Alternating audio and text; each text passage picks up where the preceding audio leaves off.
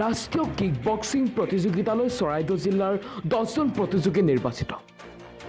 ২৬ আগষ্টৰ পৰা ২৯ আগষ্টলৈ গোৱাত অনুষ্ঠিত হ'বলগীয়া ৱাক ইণ্ডিয়া কিক বক্সিং প্ৰতিযোগিতালৈ চৰাইদেউ জিলাৰ ৱাক কিক বক্সিং সন্থাৰ তৰফৰ পৰা 10জন খেলুৱৈ নিৰ্বাচিত হৈছে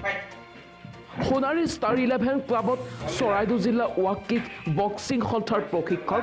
দিগন্ত বৰগোহাঁইৰ তত্ত্বাৱধানত প্ৰশিক্ষণ লৈ থকা অসমৰ ৰাজ্যিক দলত ল'ৰা আৰু ছোৱালীৰ ছিনিয়ৰ শাখাত নিৰ্বাচিত হোৱা প্ৰতিযোগীসকল দিগন্ত বৰগোহাঁই অভিনৱ চাম্মাই দীনেশ গগৈ ৰাখী গগৈ হুম্পি গগৈ ৰূপজ্যোতি ঘোষ মাধুৰ্য গগৈ বেদান্ত বৰঠাকুৰ পাঞ্জল গগৈ আৰু অসীম বৰদলৈ মোৰ নাম মাধুৰ্য গগৈ আমি চৰাইদেউ জিলা ৱাক কিক বক্সিং সন্থাই দিগন্ত বৰগোহাঁই আমাৰ এই দিগন্ত বৰগোহাঁই ছাৰৰ অধীনত সৰ্বমুঠ 30জন প্লেয়াৰ প্ৰশিক্ষণ কৰি আছোঁ আমি কাইলৈ 23 আগষ্ট তাৰিখে গোৱাত অনুষ্ঠিত হ'বলগীয়া নেশ্যনেল কিক বক্সিঙত অংশগ্ৰহণ কৰিবলৈ ৰাওনা হ'ম তাত 26 তাৰিখৰ পৰা 29 তাৰিখলৈকে খেল অনুষ্ঠিত হ'ব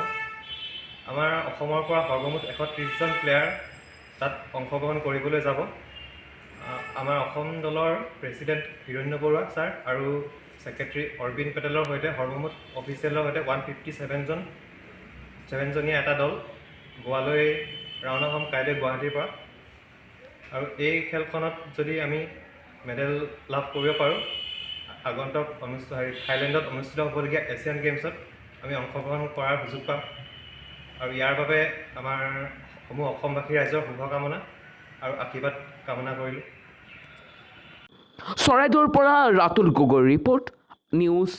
আসাম টুডে।